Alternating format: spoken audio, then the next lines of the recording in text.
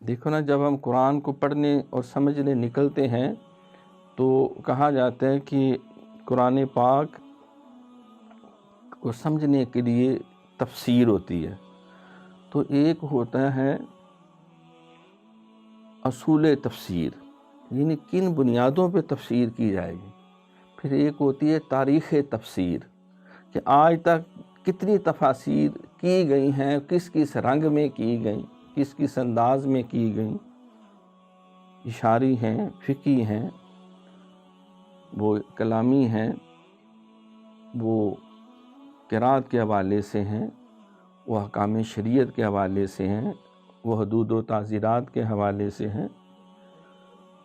تو دوسرا ہوتا ہے تاریخ تفسیر۔ تیسرا ہوتا ہے پھر متن قرآن، یعنی متن قرآن کی تفسیر، جو آیات مبارکہ 6666 ہے، یہ ایک فن ہے۔ اسی طرح حدیث شریف، اصول حدیث، تاریخ حدیث اور متن حدیث۔ پھر اسی طرح فقہ ہے، فقہ جو ہے یہ بھی اس کے اصول فقہ، تاریخ فقہ اور متن فقہ۔ پھر اسی طرح باقی علوم ہے، تاریخ اسلام ہے، یہ بھی اسٹڈی کا ایک فن ہے۔ مغازی کا، غزوات کا ایک فن ہے، اسماء و رجال کا ایک فن ہے۔ پھر صرف، نحو، یہ فنون ہے۔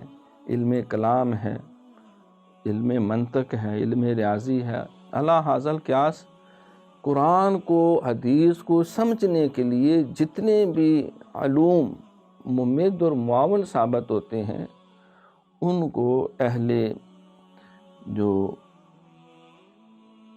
تصوف اور شریعت ہیں ان کو فنون کہتے ہیں، فن کہتے ہیں۔